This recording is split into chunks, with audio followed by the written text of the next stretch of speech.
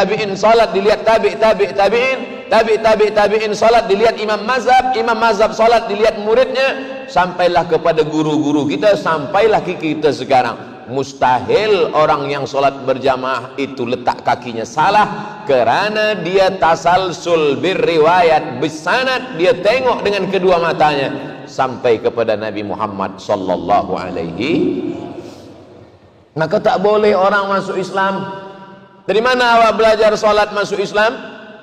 Saya beli buku tuntunan.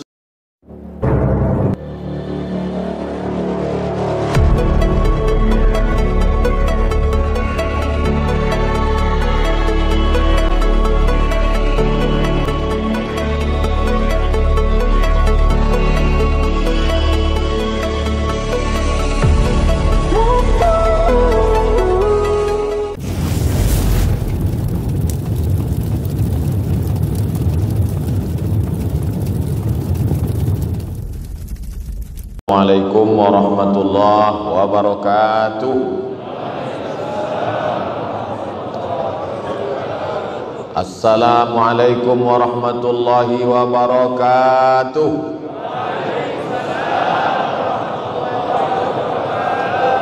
Alhamdulillahi wa kafa, wassalatu wassalamu ala al-habibil mujtaba wa ala alihi wa ashabihi ahli as-sidqi wal wafa.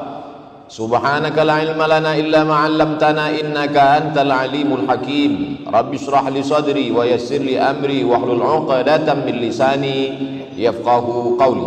Yang berbahagia Puan Hajah Maryam binti Haji Abdul Aziz, pengiran-pengiran, pehin-pehin, datuk-datuk, datin-datin, muslimin muslimat, insyaallah kita semua dimuliakan Allah Subhanahu wa taala.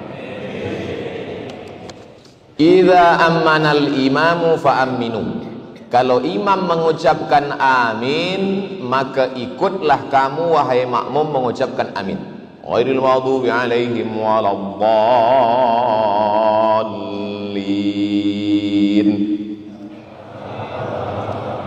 Tak boleh, imam belum. Ini itu mesti paham hadis. Idza ammanal imam, imam dulu kata amin, baru makmum boleh amin. Boleh? Okey, kita ulang balik. Untung tak dalam sembahyang. Ihdinas siratal mustaqim, siratal ladzina an'amta 'alaihim ghairil maghdubi 'alaihim waladdallin.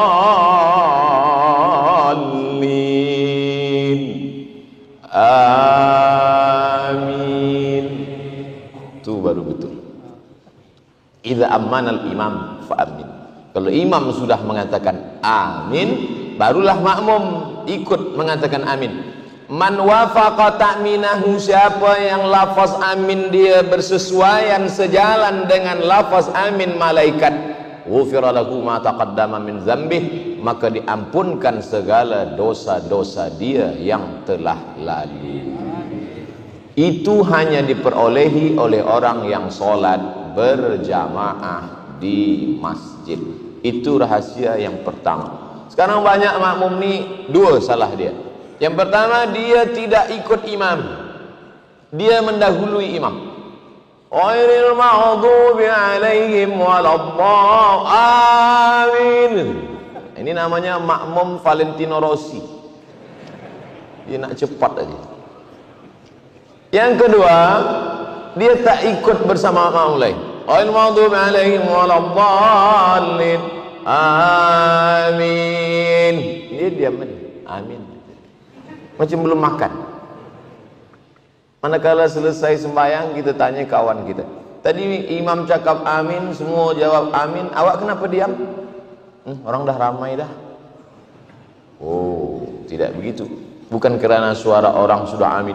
Ketika umat Islam mengatakan amin, yang paling dibenci orang kafir adalah mendengarkan lafaz amin. Orang beriman sedemikian ramai mengatakan amin. Panjang alifnya, panjang ya. Amin. Artinya istajib. Ya Allah, kabulkanlah ya Allah. Ihdinas siratal mustaqim, tunjukkan kami jalan yang lurus. Siratal ladzina an'amta alaihim, jalan yang pernah kau berikan kepada mereka 4 orang.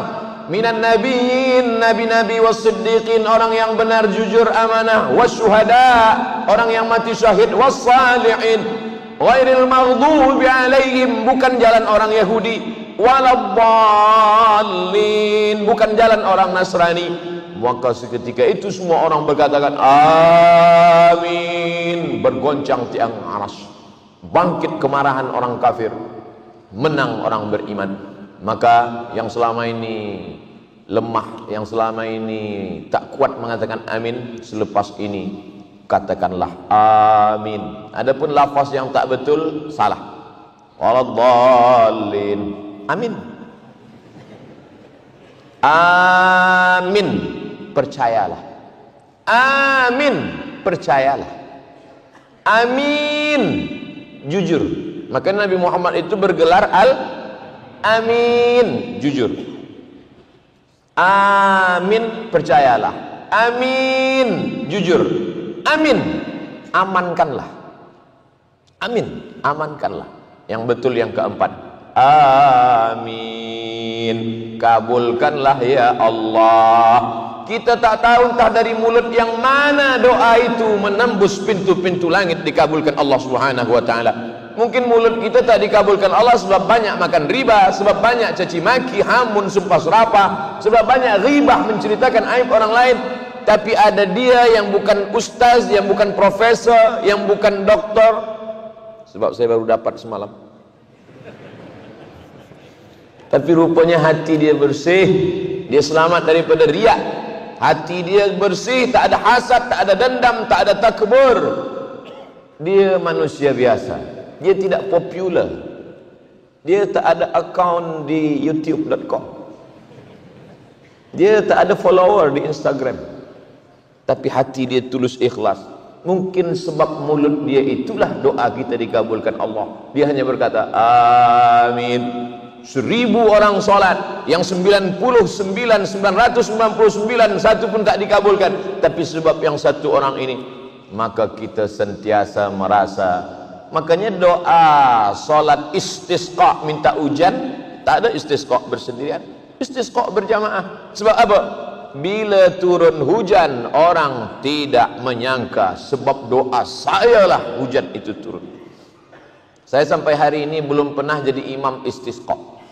Walaupun beberapa kali jerebu, mereka minta saya tak nak jadi imam. Sebab saya takut bila hujan tak turun, makmum salahkan imam.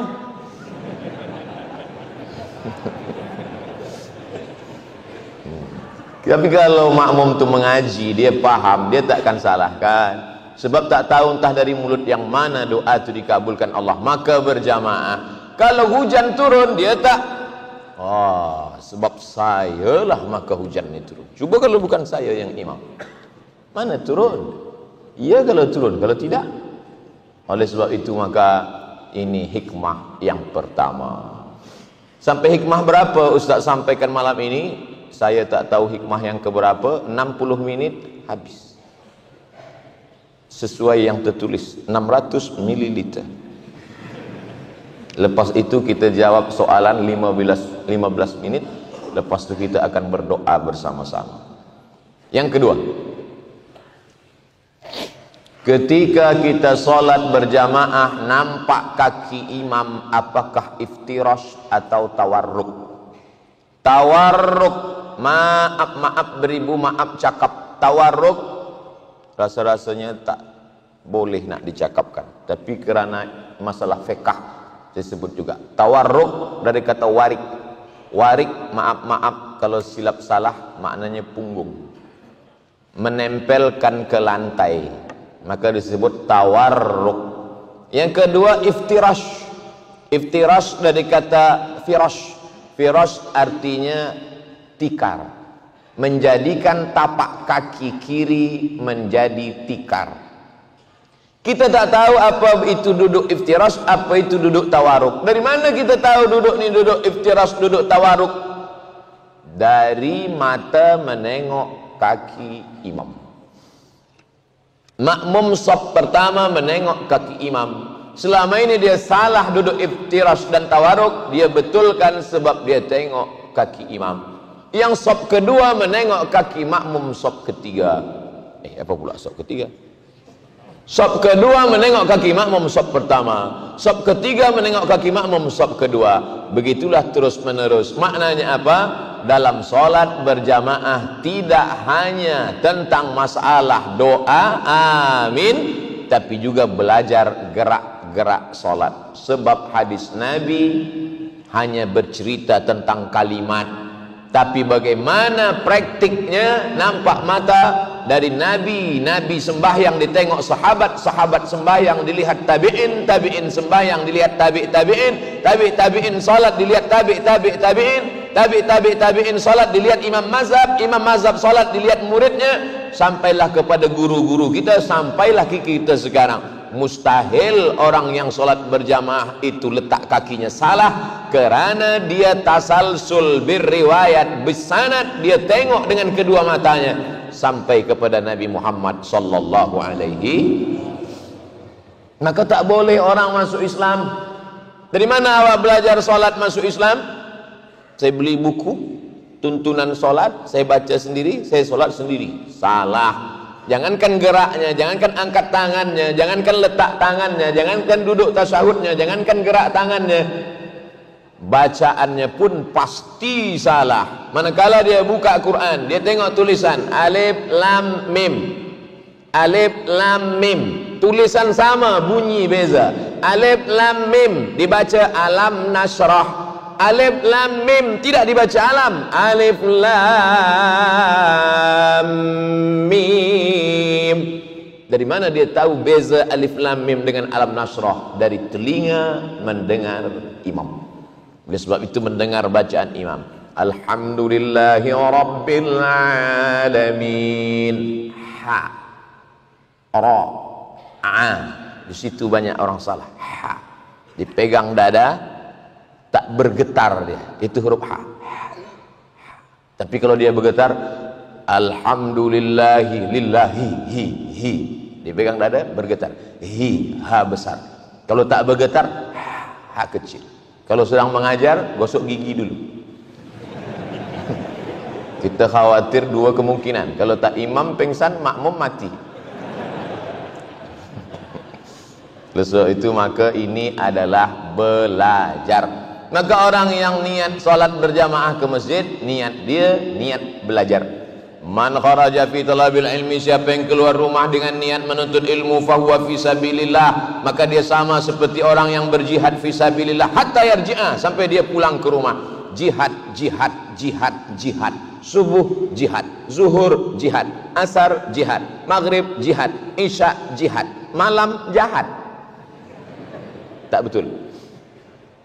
Mana aku pernah pergi jihad ke Rohingya? Aku tak pernah pergi jihad ke Uyghur. Aku tak pernah pergi jihad ke Palestin. Kenapa dapat pahala jihad? Sebab niat dia ke masjid bukan hanya solat berjamaah, tapi niatnya adalah belajar solat. Nabi, di bawah Nabi, sahabat, di bawah sahabat, tabi'in. Tabi'in tak berjumpa dengan Nabi. Kalau ada tabi'in berjumpa dengan Nabi, namanya sahabat. Datanglah tabi'in berjumpa dengan sahabat. Nama sahabat ini adalah Khabbab ibnul Arth. Khabbab ibnul Arth. Ya Khabbab, ya, engkau pernah sembahyang bersama Nabi? Ya, saya sahabat Nabi, ikut perang dengan Nabi, salat di Masjid Nabawi bersama Nabi. Oh, kata tabi'in, Nabi itu kalau salat mulutnya bergerak atau diam? Salat zuhur, salat asar, salat yang tak berbunyi. Kata tabi'in, sahabat Khabbab ibnul Arth menjawab, Nabi kalau salat mulutnya bergerak. Dari mana engkau tahu? Dari mana engkau tahu bahwa Nabi kalau salat itu mulutnya bergerak? Kata Khabbab, bittirabi lihyatihi, aku tahu mulut Nabi bergerak sebab janggutnya bergoyang.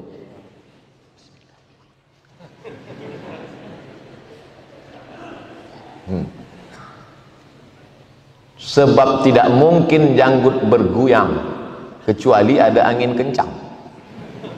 Tapi rasa-rasanya di Masjid Amirah Hajah Maryam tak mungkin janggut bergoyang sebab tak ada kipas angin.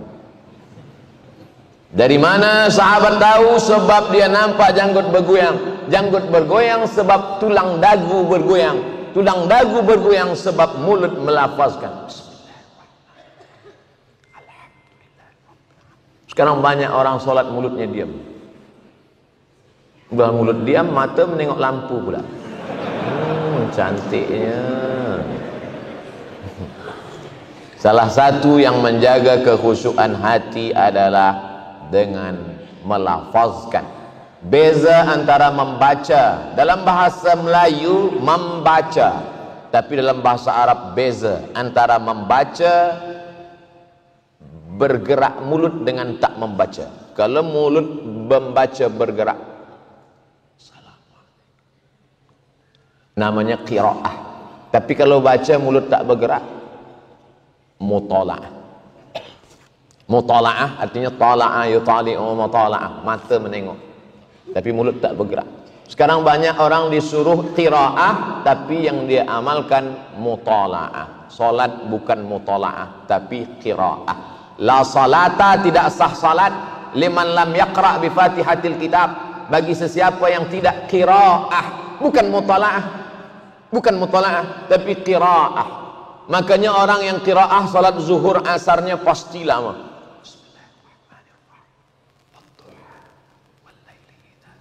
Tapi janganlah dengar macam itu pula. Tapi jangan pula sampai pakai lagu macam qari. Biasa, jangan terlampau cepat, jangan terlampau. Sebab bila kita baca di mulut pasti satu nafas satu ayat.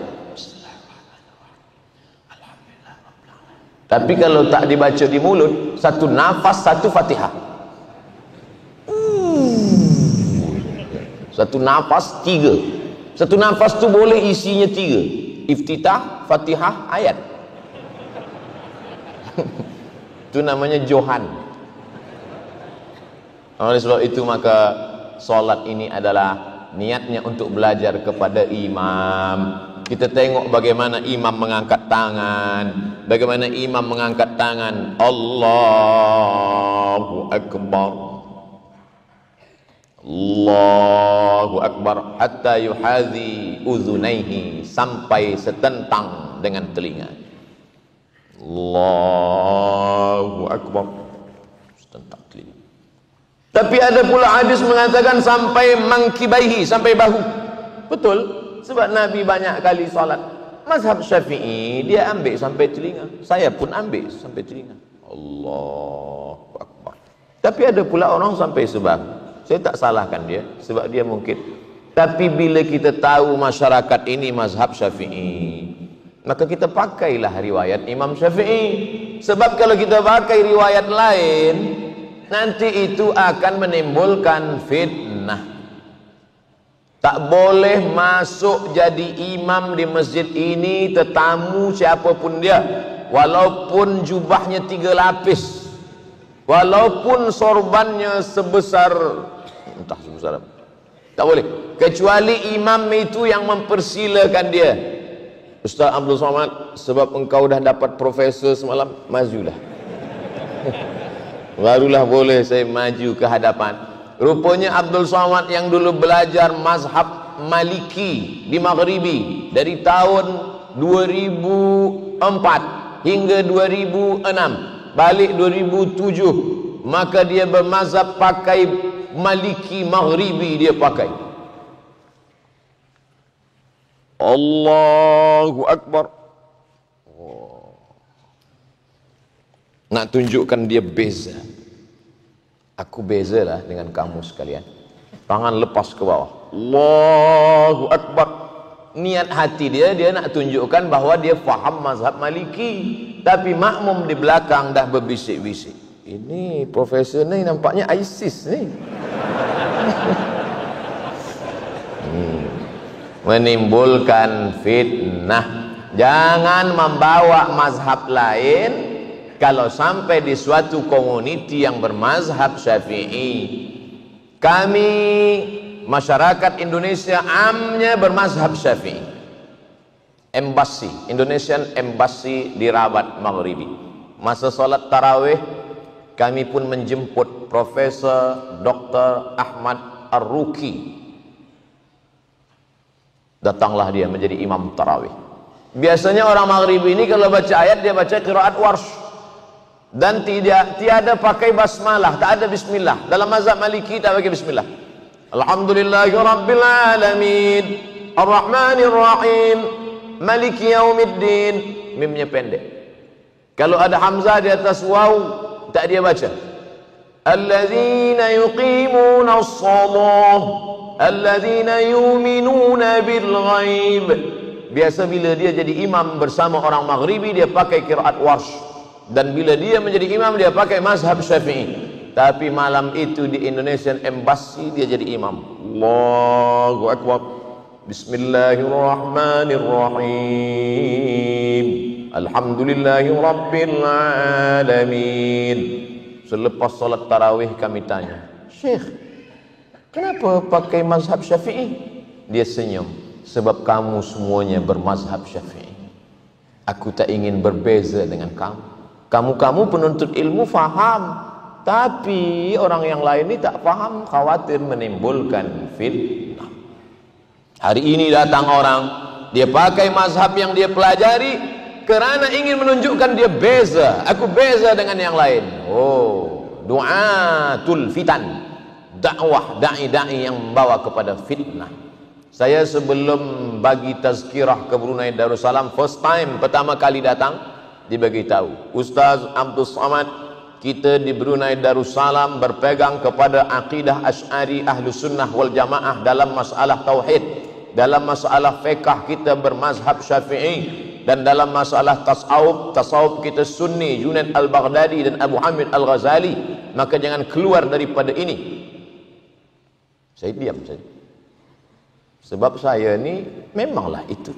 Tapi saya tak jawab. Takkan saya katakan memanglah aku macam itu.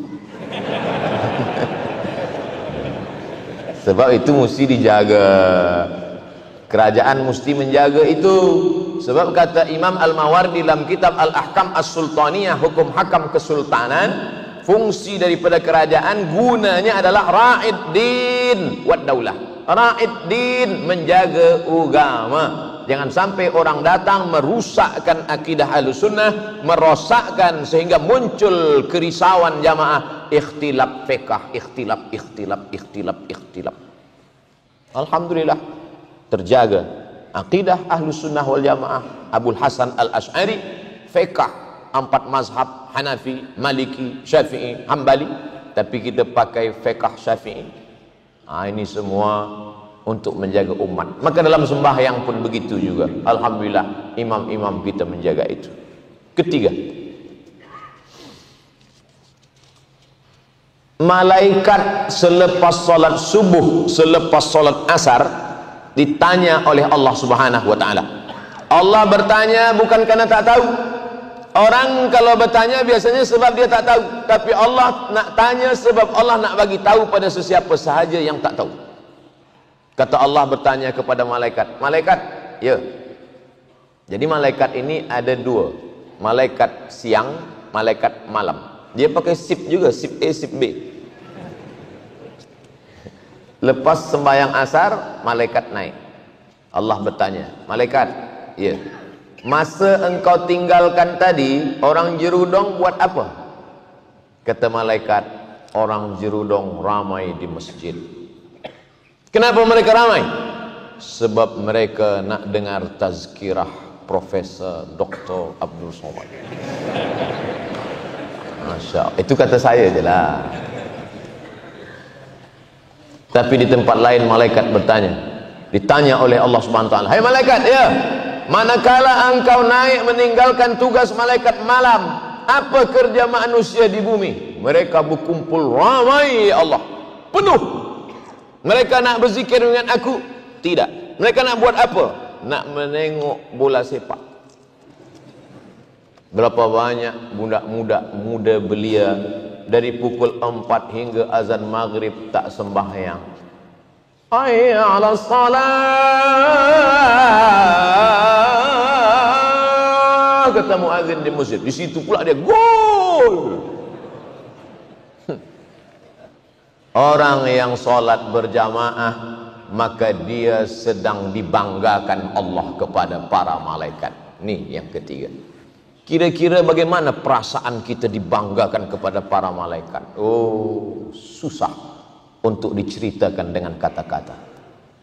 Jangankan dibanggakan kepada para malaikat, dibanggakan kepada para masyarakat Brunei Darussalam saja bangganya, Masya Allah. Pagi tadi ada yang kirim kepada saya screenshot, lupa pula, saya tengok kejap ya. Ada ini majalah ke, newspaper ke, wallahu a'lam bishawab. Tunggu kejap. Namanya Media Permata. Newspaper. Tarikh Rabu 29. Tajuknya Pelajar Cemerlang Penyuluh Kegelapan. Gambar paling besar Profesor Dr. Abdul Somad. Bangga, Masya Allah, bangga. Rasa senang dalam hati, Masya Allah, bangga. Tapi ini bukan dibanggakan kepada manusia. Orang yang sholat berjamaah dibanggakan kepada para malaikat. Raqib, Atid, Munkar, Nakir, Kiraman, Katibin, Israel, Mikail, Israfil, dan malaikat-malaikat yang tak ada nama disebutkan Allah Ta'ala. Maka nanti malaikat Munkar Nakir, manakala kita mati, dia tengok, ini siapa Munkar? Kata Nakir, inilah yang dulu selalu kita tengok dibanggakan Allah.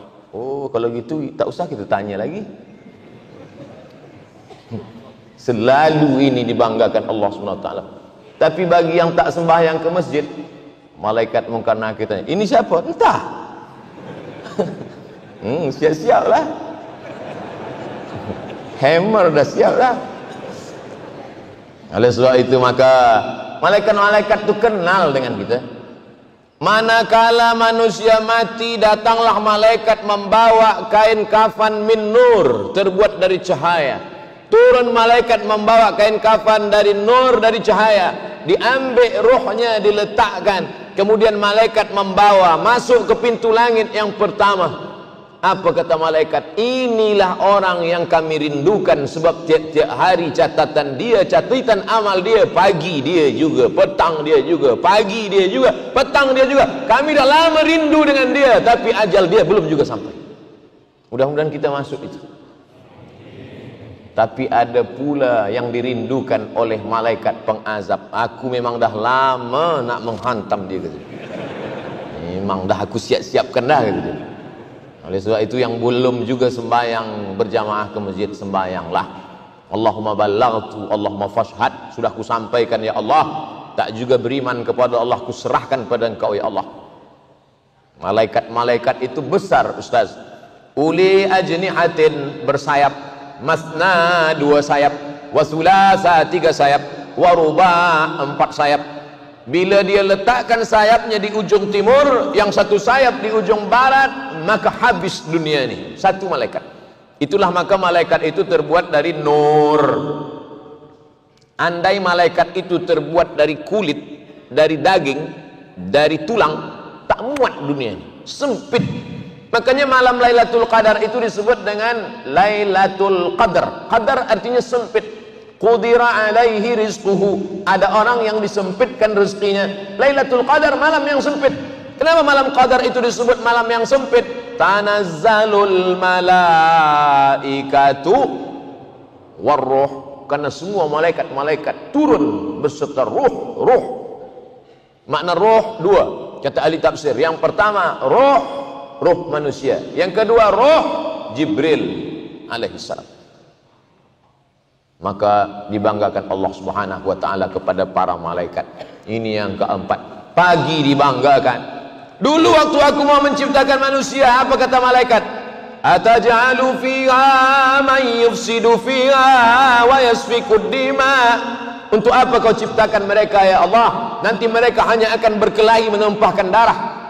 Apa jawab Allah? Inni a'lamu ma la ta'lamun. Aku lebih tahu, kamu tak tahu. Inilah rahasianya wahai malaikat. Dulu yang kamu katakan mereka akan berkelahi, menumpahkan darah, mereka akan berperang, mereka akan caci maki, mereka akan menikam. Hari ini kau saksikan mereka bersimpuh di rumahku, mereka berjamaah mengagungkan aku. Maka kita semua malam ini dibanggakan Allah Ta'ala kepada para malaikat. Yang penting istiqamah. Qul amantu billah tsumma istaqim. Masuk yang keempat. Assalamualaikum warahmatullahi. Assalamualaikum warahmatullahi. Kita biasa bersalaman. Assalamualaikum. Assalamualaikum. Kalau sebelum sembahyang tadi dia tiada bersalaman, tadi sebelum sembahyang sebab lambat dia masuk ke dalam shop, tak sempat tengok kiri kanan, Allahu Akbar. Selepas sembahyang baru dia tengok, Datuk, pakcik. Sunnah. Sebab dalam hadis, idzal taqal muslimani, kalau dua orang muslim berjumpa, wayal taqiyani, bertatap muka berhadap-hadapan, wayatasafahani, berjabat tangan, illa ghufira lahuma, diampunkan Allah dosa-dosanya. Maka bersalaman pertama kali berjumpa bertatap muka sunnah. Tapi kalau sudah bersalaman sebelum sembahyang, sebelum sembahyang jumpa di pintu sudah bersalaman, selepas sembahyang dia salam lagi, mubah. Bukan kata Abdul Somad, Imam Nawawi dari kalangan mazhab Syafi'i. Kalau sebelum sholat dia belum bersalaman, selepas sholat dia bersalaman, sunnah. Kalau sebelum sholat dia sudah bersalaman, selepas sholat dia salaman lagi, mubah. Yang terbalik, nanti keluar dari masjid ditanya orang, apa hukum bersalaman selepas sholat? Mubah ke sunnah? Aku pun lupa pula. Sebelum sholat sudah salaman, selepas sholat salaman lagi, mubah. Sebelum sholat tak ada salaman, selepas sholat baru bersalaman, sunnah. Kata Imam Nawawi. Yang tak boleh itu sedang sholat salaman, itu tak boleh. Ada orang sholat ni dia tak tengok tempat sujud, dia tengok sebelah. Datuk, kata dia, sihat Datuk. Batal sholat. Mungkin orang yang buat macam tu dua je. Pertama budak kecil, yang kedua mu'alaf baru masuk Islam. Mu'alaf dia tak belum tahu, dia sangka sembahyang tu boleh bersalaman. Bila ada orang macam itu, maka kita maafkan. Boleh jadi dia khilaf, dia tersilap, dia tersalah. Makna yang keempat apa maknanya? Dengan bersolat berjamaah di masjid kita sedang bersilaturahim. Man ahabba yubsatal falahu fi rizqihi, siapa yang mau dilapangkan rezekinya, dibanyakkan rezekinya, wa yunsa'alahu fi atharihi, dipanjangkan umurnya, falyasil rahimahu, hendaklah dia menyambung tali silaturahim. Sambung balik silaturahim. Sekarang ada orang menyambung tali silaturahim di kafe, masuk 2-3 lagu. Silaturahim apa ni? Menyambung silaturahim di mall, menyambung silaturahim di tempat maksiat. Na'udzubillah. Namanya baik, tapi perbuatan itu tak baik. Awak ni sedang apa? Saya sedang mencuci. Oh, mencuci baik, tapi mencuci maaf dengan air kencing, dengan air najis, mana boleh? Mencuci dengan air najis, kain yang bersih pun menjadi najis. Na'udzubillah. Maka tidak ada jalan silaturahim yang paling baik kecuali yang keempat, di masjid. Alhamdulillah. Di mana awak berjumpa dengan dia? Anak kita bertanya kepada kita, ayah. Ya anak, ya Ananda. Di mana ayah dulu berjumpa dengan kawan ayah pakcik ini? Ayah dengan pakcik ini dulu kenalnya di masjid. Sedap kita bercerita di masjid. Malu kadang seorang ayah bercerita kepada anak, ayah, ya, ayah kenal pakcik di mana? Kami dulu sama-sama mabuk. La ilaha illallah. Wal iyad billah. Tapi tak apalah, dulu mabuk, selepas itu hijrah, taubat, baik juga.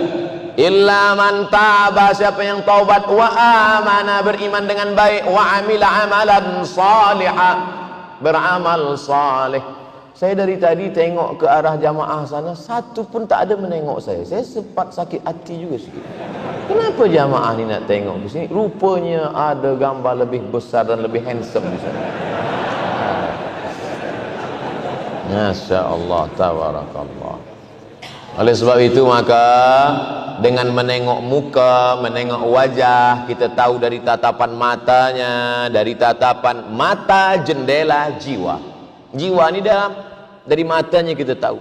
Ustaz Abdul Somad, ya, saya tengok mata Ustaz. Kenapa? Mengantuk lah. Saya tengok Ustaz ni kurang rehat lah, kata jamaah. Oleh sebab itu maka kita mesti banyak-banyak bersilaturahim. Kadang kita ni lemah, letih, tak ada semangat. Tapi bila orang datang ramai, bangkit semangat. Banyaklah jamaah bila nengok saya sebelum bagi tazkirah, dia bisik ke telinga saya, Ustaz sehat, sanggup bagi tazkirah? Dalam hati saya, tengok aja lah nanti. Ini bukan kuasa kita, ini bukan kekuatan kita, ini adalah kekuatan orang banyak. Yang akan aku sampaikan ini kalam Allah, firman Allah. Yang akan ku sampaikan ini sabda Rasulullah SAW. Yang akan aku jumpai ini adalah hamba-hamba Allah. Tempat aku berpijak bumi Allah. Maka apa yang menghalangi aku untuk menyampaikan itu semua? La haula wala quwata illa billah. Ini bumi Allah. Tapi walaupun begitu kita tetap ikut aturan perundang-undangan internasional. Ini memang bumi Allah, tapi masuk tetap bawa paspor. Jangan nanti orang datang dari luar Malaysia, Indonesia, datang dari Thailand, ditanya, mana paspor? Ini bumi Allah. Mana boleh? Ayo bacakan pula ayat. Lillahi ma fis samawati wa ma fil ard. Langit dan bumi punya Allah. Mesti faham. Kita hidup di dunia. Dunia ni ada aturan, ada perundang-undangan, ada international law, kita ikuti itu. Nah, ini semua kebaikan-kebaikan, banyak-banyak bersilaturahim. Kenapa kita tengok orang sakit? Sebab orang sakit ini sedang down, sedang lesu, sedang letih, sedang takut, sedang cemas. Datanglah kita menengok dia. Saya pernah tengok orang yang sudah tua, lama sakit, terbaring di rumah sakit. Tapi manakala saya datang, saya ajak dia bercerita tentang kaherah. Umur dia mungkin 50, 60, 70. Tapi dia dulu belajar kaherah. Saya datang, saya tanya, Ustaz, macam mana dulu kaherah? Dia bercerita, dulu masa saya di kaherah, saya kenal sini, bangkit semangat dia. Isteri anak dia pun heran, ayah sihat balik. Selama ini dia terbaring saja di rumah sakit, di hospital. Selepas itu dia balik terbaring di bilik. Tapi selepas kami datang menengok, melawat dia, dia bangkit semangat. Dia duduk di bilik tetamu, cerita sampai akhirnya kami balik. Artinya apa? Dengan bersilaturahim akan membangkitkan semangat. Makanya kita cerita dengan orang sakit itu, Ustaz Abdul Somad, ya, kata doktor saya ni tak lama lagi matilah Ustaz. Jangan takut, doktor tu nak mati, sehat. Maka kita menengok orang sakit ni, kita bangkitkan semangat dia. Bila kita silaturahim ni, kita bangkitkan spirit hidup dia. Jangan kita pula menakut-nakuti dia. Pak Cik, saya tengok kalau macam ni rasanya tak sampai hari Jumaat. Oleh sebab itu maka kita bangkitkan semangat. Begitu juga dengan solat berjamaah. Assalamualaikum warahmatullahi wabarakatuh. Assalamualaikum warahmatullahi wabarakatuh. Sehat. Alhamdulillah. Saya mungkin sihat ini sebab banyak berjumpa dengan orang. Macam-macam orang saya jumpa, bentuk macam-macam. Assalamualaikum Ustaz. Waalaikumsalam. Macam-macam cara salam. Ada begini, ada begini, ada begini, ada pula begini, lepas tu begini. Macam-macam manusia saya jumpa.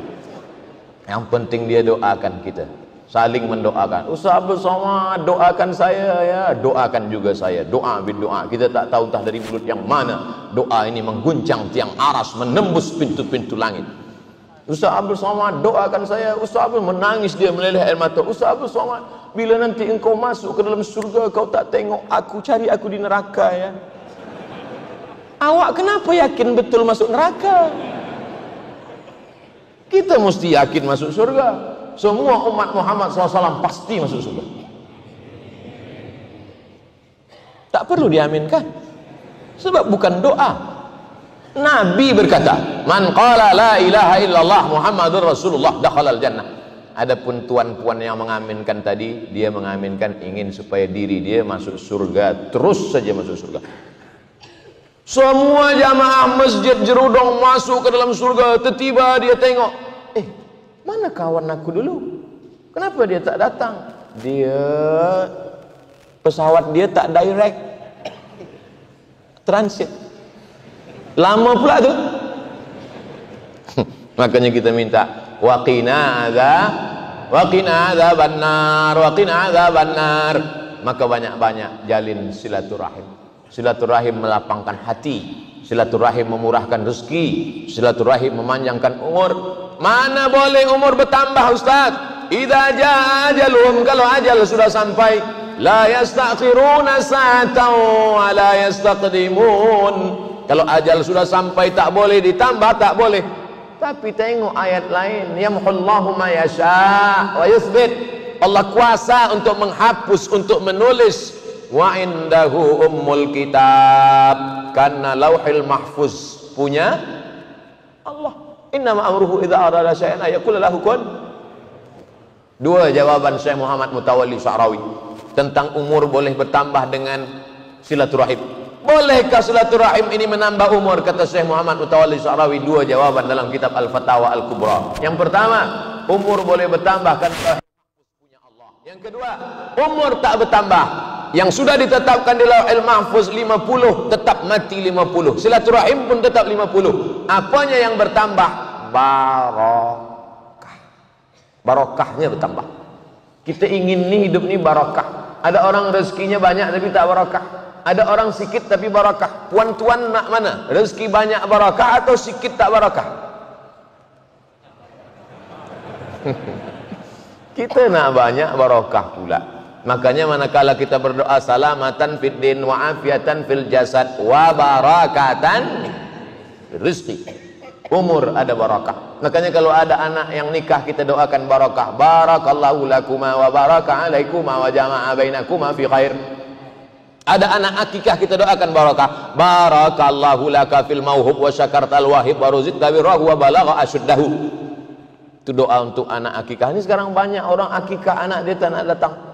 Tuan, esok anak saya akikah datang ya. Saya tak boleh makan kambing lah. Saya ni jangankan makan kambing, baru tengok kambing dah naik kolesterol. Apa ni? Datang, jangan makan. Bacakan doa saja. Barakallahu laka fil mauhub wa syakartal wahib wa ruzidta birrahu wa balagha asyuddahu rabbana hab lana minas shalihin. Saya tak hafal doanya Pak Ustaz. Tak usah bunyikan. Baca pakai doa bahasa Melayu.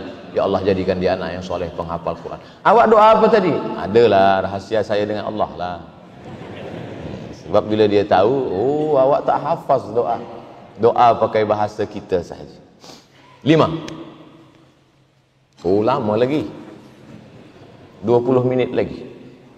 Yang kelima adalah selepas kita bersalam, lalu kemudian astaghfirullah, astaghfirullah, astaghfirullah. Agak panjang, astaghfirullahalazim. Lebih panjang, astaghfirullahalazim alladzi la ilaha illa huwal hayyul qayyum wa atubu ilaih. Lebih panjang lagi, Allahumma anta rabbi la ilaha illa anta khalaqtani wa ana 'abduka wa ana 'abdika wa 'abdika wa astagfiruka min syarri ma sana'tu abu laka bi ni'matika 'alayya wa abu bi dhanbi faghfir li fa innahu la yaghfiru dzunuba illa anta. Kalau dibaca subuh, mati siang, tak ada jarak antara dia dengan surga kecuali kematian. Dibaca petang, asar atau lepas maghrib atau lepas isya, mati dia malam, tak ada jarak antara dia dengan surga kecuali kematian.